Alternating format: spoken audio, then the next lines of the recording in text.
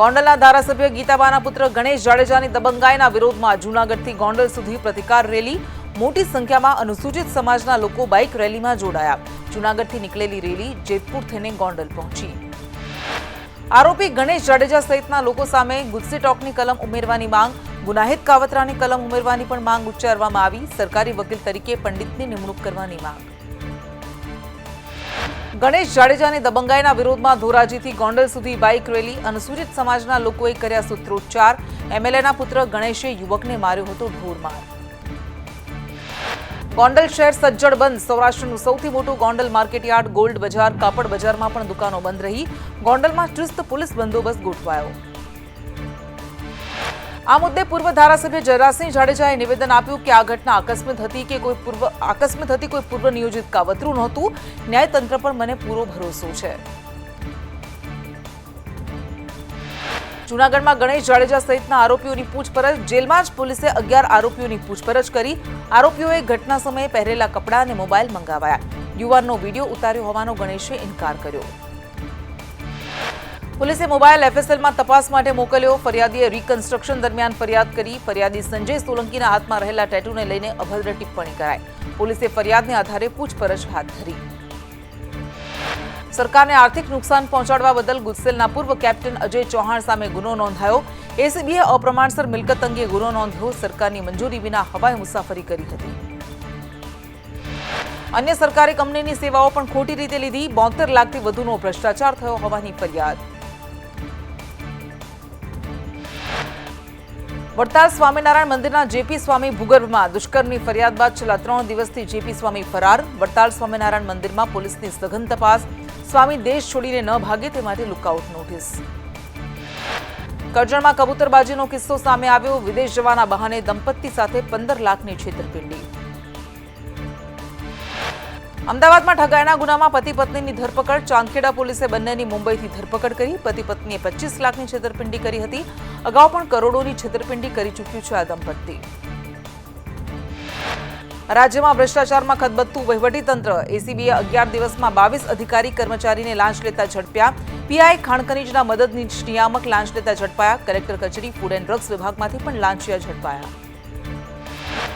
એસીબીએ 1500 થી 10 લાખની લાંચ લેતા ઝડપી પાડ્યા. કોમ્પ્યુટર ઓપરેટરથી લઈને વર્ગ 2 સુધીના અધિકારીની ધરપકડ. ત્યારે ભ્રષ્ટાચારને લઈને વ્યાપક તપાસ માટે ઉઠી રહી છે માંગ.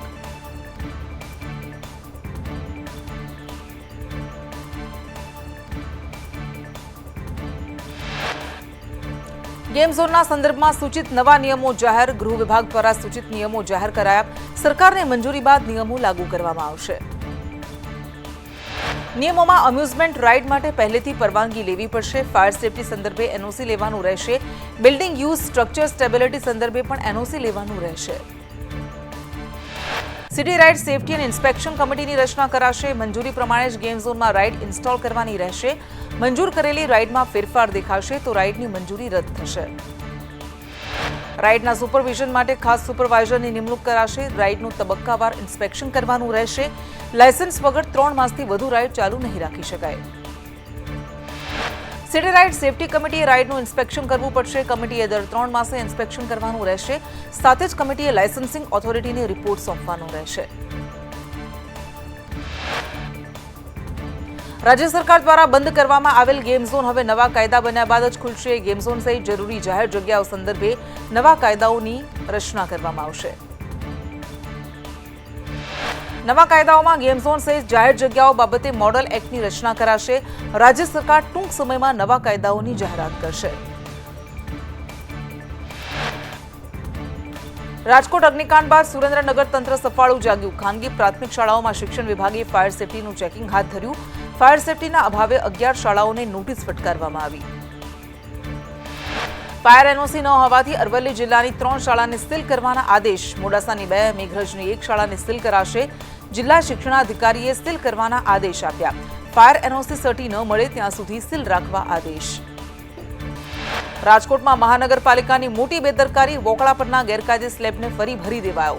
9 મહિના પહેલા સર્વેશ્વર ચોકમાં વોકળા પરનો સ્લેબ તૂટ્યો હતો, જેમાં મહિલાનું મોત થયું હતું. સ્ટેન્ડિંગ કમિટીના ચેરમેને પણ સ્લેબ ગેરકાયદે હોવાનું સ્વીકાર્યું હતું. વોકળા પર ફરી સ્લેબ ભરી દેવાતા મહાનગરપાલિકાની કામગીરી પર સવાલો ઉઠ્યા. ડાકોરના ગોમતી તળાવમાં કરારની શરતો ભંગ થતા નૌકા વિહારનો ઇજારો રદ. ડાકોર નગરપાલિકા સાથે કરાર થયા હતા. તળાવની સાફ સફાઈ ન થતા નોટિસ અપાઈ હતી. નોટિસ બાદ પણ કામગીરી ન થતા ઇજારો રદ કરાયો. નસવાડીમાં વહીવટદારને મળવા ગયેલા ધારાસભ્યએ રાહ જોવી પડી. લોકોની રજૂઆતને આધારે ધારાસભ્યએ વહીવટદારને બોલાવ્યા, છતાં પણ આવ્યા નહીં. લાંબા સમય સુધી વહીવટદાર ન આવતા ધારાસભ્ય રવાના થયા.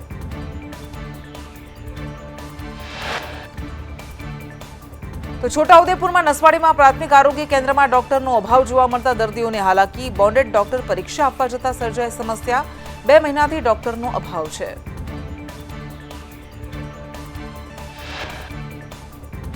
સુરતમાં રસ્તા વચ્ચેના મંદિરને હટાવવા માટે હાઈકોર્ટનો હુકમ. વીએચપી અને સ્થાનિક લોકોએ એકત્ર થઈને વિરોધ કર્યો. મંદિરો તોડવામાં ન આવે તેવી માંગ. કલેક્ટરને આવેદનપત્ર આપીને રજૂઆત. 12 જેટલા મંદિર હટાવવા માટે નોટિસ આપી છે. મોરબી સ્વામિનારાયણ મંદિરનો વિવાદ. અધિકારીઓએ સ્થળ માપણી કરી મંદિર દિવાલના બાંધકામની મંજૂરી નથી લેવાઈ. માપણી પૂરી થયા બાદ કાર્યવાહી કરવામાં આવશે. તો સુરતમાં ઓલપાડમાં સાંધિયર ગામના ખેડૂતો સતત ઇલેક્ટ્રિક મોટરની ચોરીને લઈને ફરિયાદ કરવા માટે પોલીસ સ્ટેશન પહોંચ્યા. કોંગ્રેસ આગેવાન દર્શક નાયકની આગેવાનીમાં તેઓ ફરિયાદ કરવા માટે પહોંચ્યા. ખેડૂતોએ ઇલેક્ટ્રિક પાણી મોટરની ચોરી કરતા એસમોને પકડવાની માંગ કરી. પોલીસ ગામની સીમમાં પેટ્રોલિંગ વધારે તેવી રજૂઆત. ચોરોને ઝડપવા પોલીસે બાંહેધરી આપી. આણંદના વહેરા ખાડી પાસે ગ્રામજનોનો હોબાળો. મહી નદીમાં ચાલતા ગેરકાયદે રેતી ખનનનો વિરોધ કરાયો. ગેરકાયદે રેતી ખનનથી નદીમાં ઊંડા ખાડા પડ્યા. ગેરકાયદે રેતી ખનન બંધ કરવાની માંગ કરાઈ. વડોદરામાં બાજવા રેલવે ઓવરબ્રિજ પર ભ્રષ્ટાચારનું ગાબડું. સફાળા જાગેલા વાઘોડિયા ધારાસભ્ય ધર્મેન્દ્રસિંહ વાઘેલાએ કહ્યું, કોન્ટ્રાક્ટર અને અધિકારીઓ સાથે ટેલિફોનિક વાત કરી છે. બ્રિજ પર પડેલા ગાબડાને લઈને ધારાસભ્ય ધર્મેન્દ્રસિંહ વાઘેલાએ લૂલો બચાવ કરતા કહ્યું, બ્રિજ પર ભારે વાહનો વધુ આવતા હોવાથી જર્ક વધુ થાય છે. સમગ્ર મામલે સરકાર અને મુખ્યમંત્રીને પત્ર લખીને રજૂઆત કરાશે. તપાસ બાદ અધિકારીઓ સામે યોગ્ય કાર્યવાહી માટે માંગ કરાશે. ફોરેસ્ટ બીટગાર્ડની પરીક્ષાને લઈને ગૌણ સેવા પસંદગી મંડળ સમક્ષ ઉમેદવારોની રજૂઆત. ઉમેદવારો સાથે યુવરાજસિંહ, એમએલએ હેમંત ખવા પણ હાજર રહ્યા. Provisional answer key, final answer કીમાં ભૂલ. યુવરાજસિંહે નિવેદન આપ્યું કે ભૂલવાળા જવાબોમાં સુધારો નથી થયો. તમામ પુરાવા અમે મંડળને આપ્યા છે. સુરતના સરોલી પોલીસ સ્ટેશનના પીઆઈ સસ્પેન્ડ. ફરજ દરમિયાન બેદરકારી બદલ સુરત સીપીએ એસએ દેસાઈને સસ્પેન્ડ કર્યા. થોડા દિવસ પહેલા સ્ટેટ વિજિલન્સે રેડ કરી હતી. સ્ટેટ વિજિલન્સે ઝડપ્યું હતું જુગારધામ. સુરતમાં પીસીઆરમાં ફરજ બજાવતા 2 પોલીસકર્મી સસ્પેન્ડ. બેદરકારી બદલ ડીસીપીએ 2 કોન્સ્ટેબલને સસ્પેન્ડ કર્યા. પોલીસની સતર્કતા ચકાસવા માટે ડીસીપીએ કોલ કર્યો હતો. બંને કોન્સ્ટેબલ ઘટના સ્થળે પહોંચ્યા જ નહીં. બકરી ઈદ નિમિત્તે સ્ટેચ્યુ ઓફ યુનિટી સોમવારે ખુલ્લું રહેશે. સાથે જ અન્ય પ્રવાસન સ્થળો પણ ખુલ્લા રાખવાનો નિર્ણય. વડોદરામાં ગેસ વિભાગના કર્મીનો ભાજપના નગરસેવિકાએ લીધો ઉધડો. ગેસ વિભાગની ભૂલથી પાણીની લાઇનમાં સર્જાયું હતું ભંગાણ. જાગૃતિબહેને ગેસ વિભાગના કર્મીઓને ખખડાવ્યા. તમે પાણી વિભાગને કેમ જાણ ન કરી? નાના કામોમાં અમારે મ્યુનિસિપલ કમિશનરને ફોન કરવાનો. પંચમહાલમાં 200 જેટલા એકમ પર પુરવઠા વિભાગના દરોડા. જુદી જુદી જગ્યાએથી રાંધણ ગેસના બાટલા જપ્ત કર્યા. હોટેલ, રેસ્ટોરન્ટ, ચા નાસ્તાની લારીઓ પર તપાસ. સાથે જ ફરસાણની દુકાન અને ઢાબાઓ પર પણ તપાસ. જાંબુઘોડા, મોરવા, હડપ, ઘોઘંબામાં તપાસ. તપાસ દરમિયાન 160 જેટલા ઘર વપરાશના ગેસના બાટલા જપ્ત કર્યા. ઘર વપરાશની ગેસ બોટલ્સનો કમર્શિયલ ઉપયોગ થતો હતો. અમદાવાદના વસ્ત્રાલના રહીશોના પાણી માટે વલખા. સુંદરમ આવાસ યોજનામાં પાણીની સમસ્યાથી 576 પરિવારો ત્રસ્ત. ખુલ્લા વાલ્વમાંથી પાણી ભરવા સ્થાનિકો મજબૂર. ચેરમેને પૈસા ન ભરતા પાણી કનેક્શન કપાયું. ભગવાન જગન્નાથની 147મી રથયાત્રાને લઈને મંદિર પરિસરમાં રિનોવેશનની કામગીરી હાથ ધરાઈ. જગન્નાથ ભગવાનના દર્શન માટે વિશેષ વ્યવસ્થા કરાશે. રૂટ પર સીસીટીવી, ડ્રોન સહિતની સુરક્ષા સાથે તૈયારી. આઈએએસ આયુષ ઓકને સસ્પેન્ડ કરવાને લઈને આરોગ્ય પ્રધાન ઋષિકેશ પટેલનું નિવેદન. કહ્યું, આયુષ ઓકને હાલ સસ્પેન્ડ કરવામાં આવ્યા છે. તમામ કમિટી તપાસ કરી રહી છે. અમદાવાદમાં ગુજરાત યુનિવર્સિટીમાં EMRC ડિપાર્ટમેન્ટની છત પડી. એજ્યુકેશન મલ્ટીમીડિયા રિસર્ચ સેન્ટર ડિપાર્ટમેન્ટની છત ધરાશાયી થતા ધરાશાયી થઈ, પરંતુ મોટી જાનહાનિ ટળી. દીવમાં નવનિર્મિત કલેક્ટર કચેરીની ઇમારતની દિવાલ ધરાશાયી. દિવાલ પર શ્રમિકો કામગીરી કરી રહ્યા હતા. દિવાલ પડતા એક શ્રમિક પર જ લટકી રહ્યો. સદનસીબે ઘટનામાં કોઈ જાનહાનિ નથી થઈ. પંચમહાલના વેજમા ગામમાં મોડી રાત્રે ભારે પવન અને વરસાદમાં નળિયા ઉડ્યા. ધારાસભ્ય નિમિષા સુથારે નુકસાનીનું વળતર આપવાની જાહેરાત કરી. રાજ્યમાં જામશે ચોમાસાનો માહોલ. આજે સામાન્યથી મધ્યમ વરસાદની આગાહી. દાહોદ, નવસારી, વલસાડ, દાદરાનગર હવેલીમાં ગાજવીજ સાથે પડી શકે વરસાદ. અમદાવાદ, પંચમહાલ, દાહોદમાં પણ વરસાદની આગાહી. છોટાઉદેપુર, ગાંધીનગરમાં પણ ગાજવીજ સાથે વરસાદ રહેશે. હવામાન વિભાગની આગાહી અનુસાર સૌરાષ્ટ્રમાં આજે અને આવતીકાલે વરસાદ. ભાવનગર, સોમનાથ, જૂનાગઢ, મોરબી, અમરેલી સહિતના વિસ્તારોમાં પડશે વરસાદ. આગામી 5 દિવસમાં તાપમાનમાં થશે ઘટાડો. હવામાન નિષ્ણાંત પરેશ ગોસ્વામીની આગાહી. 1 સપ્તાહ સુધી સારા વરસાદની શક્યતા નહીં. રાજ્યમાં છૂટોછવાયો વરસાદ ચાલુ રહેશે. ચોમાસું શરૂ થયા બાદ નિષ્ક્રિય થયું. વલસાડ જિલ્લા સહિત દમણમાં વરસાદી માહોલ. વલસાડના ઉમરગામ સહિતના વિસ્તારોમાં પણ વરસાદ. સતત વરસાદ વરસતા રસ્તા પર પાણી ભરાયા. સાપુતારામાં સર્જાયું નયનરમ્ય વાતાવરણ. ગિરિમથક ખાતે વાદળછાયું વાતાવરણ. સનરાઈઝ ટેબલ પોઈન્ટ પર વાદળો ઉતરતા જોવા મળ્યા. ચોમાસાની શરૂઆત થતા ડાંગમાં માહોલ બદલાયો. ઉત્તર પશ્ચિમ ભારતમાં ભારે ગરમી. જમ્મુ કાશ્મીરના કઠુઆમાં તાપમાનનો પારો 48 ડિગ્રીને પાર. તો દિલ્હી, યુપીમાં હીટવેવથી લોકો ત્રાહિમામ પોકારી ઉઠ્યા. ઓડિશાના મુખ્યમંત્રી તરીકે મોહન માઝીએ શપથ લીધા. તો ડેપ્યુટી ચીફ મિનિસ્ટર તરીકે કેવી સિંહદેવ અને પ્રવતિ પરિદાએ શપથ લીધા. વડાપ્રધાન મોદી, અમિત શાહ, જેપી નડ્ડા, યોગી, નવીન પટનાયક અને ભૂપેન્દ્ર પટેલ સહિતના દિગ્ગજો ઉપસ્થિત રહ્યા. ઓડિશાને 24 વર્ષ પછી નવા સીએમ મળ્યા. રાજ્યપાલ રઘુવર દાસે તેમને શપથ લેવડાવ્યા. મોહન માઝી અનુસૂચિત જાતિમાંથી આવે છે. તેઓ રાજ્ય આદિવાસી મોરચા સચિવ પણ રહી ચૂક્યા છે. રાજ્ય એસટી મોરચાના મહામંત્રી પણ રહી ચૂક્યા છે. સાથે સરકારના નાયબ મુખ્ય દંડક પણ હતા.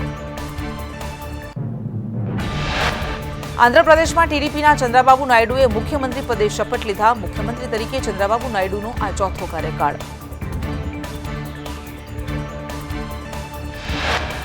પવન કલ્યાણે આંધ્રપ્રદેશના નાયબ મુખ્યમંત્રી પદે શપથ લીધા. વડાપ્રધાન નરેન્દ્ર મોદી સમારોહમાં હાજર રહ્યા. ચંદ્રાબાબુ નાયડુની સરકારમાં ડેપ્યુટી સીએમ સહિત 23 મંત્રીઓ છે. ટીડીપી 19, પવન કલ્યાણ સહિત જનસેનાના 3 અને ભાજપમાંથી 1 મંત્રી, 1 જગ્યા ખાલી રાખવામાં આવી.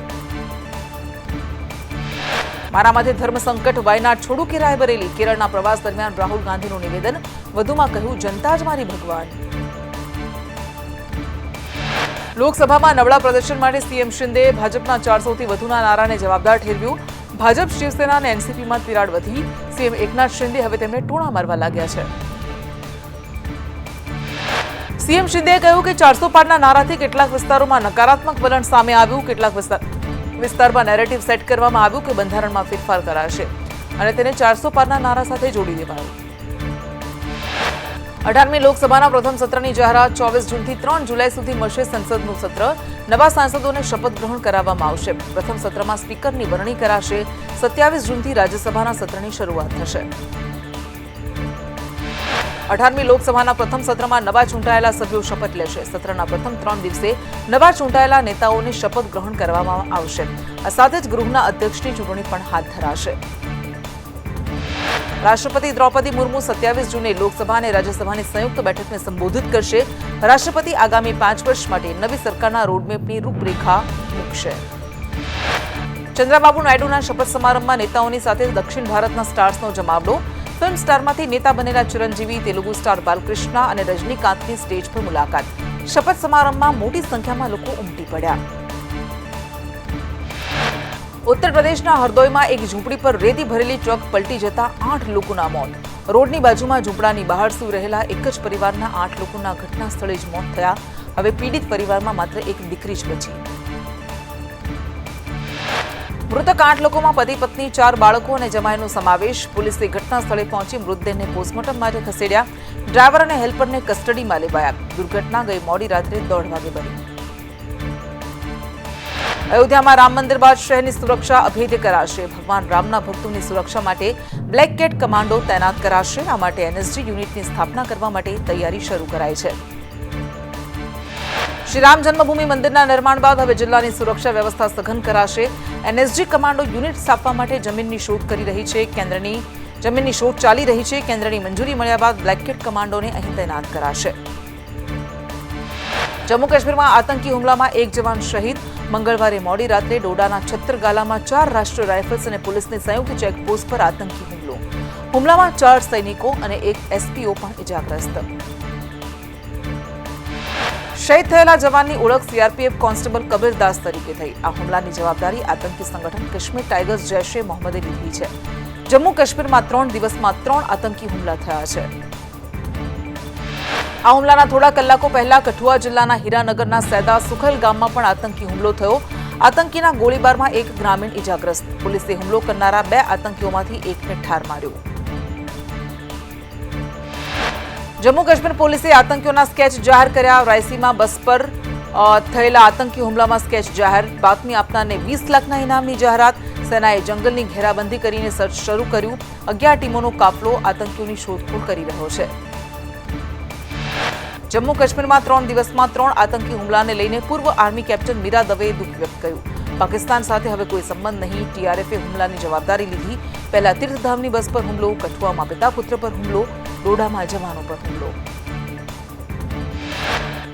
આ વર્ષે પણ ભારતનો આર્થિક વૃદ્ધિ દર દુનિયામાં સૌથી વધુ રહેશે. ભારતની આર્થિક વૃદ્ધિ અંગે વિશ્વ બેંકની મોટી આગાહી. વિશ્વ બેંકે વૃદ્ધિ દરના અંદાજને 6.4% વધારી 6.6% કર્યો. વિશ્વ બેંકે આગાહી કરતા કહ્યું કે ભારતની ઔદ્યોગિક પ્રવૃત્તિઓની ગતિ અપેક્ષાથી વધુ. 2025-26 માટેના વૃદ્ધિ દરના અંદાજને 6.5થી વધારી 6.7% કરાયો. ભારતીય શેર બજારમાં ફરી મજબૂતી જોવા મળી. સેન્સેક્સમાં 149 પોઈન્ટના ઉછાળા સાથે 76,606 પોઈન્ટ બંધ રહ્યું, જ્યારે નિફ્ટી 58 પોઈન્ટના ઉછાળા સાથે 23,323ની સપાટીએ બંધ. ચીનનું ઉચ્ચ સ્તરીય પ્રતિનિધિમંડળ ટૂંક સમયમાં પાકિસ્તાનની મુલાકાત લેશે. ચીન ગંભીર આર્થિક સંકટનો સામનો કરી રહેલ પાકિસ્તાનને મોટી આર્થિક સહાય આપી શકે. વડાપ્રધાન શરીફે માહિતી આપી. ન્યૂયોર્કમાં આજે ભારત અને અમેરિકા વચ્ચે ગ્રુપ સ્ટેજમાં મેચ રમાશે. ગ્રુપ એમાં ભારત 2 મેચ જીતીને નંબર 1ની પોઝિશન પર, તો અમેરિકા પણ 2 મેચ જીતીને બીજા નંબર પર. રાત્રે 8 વાગે ભારત અને અમેરિકા વચ્ચે મેચ રમાશે.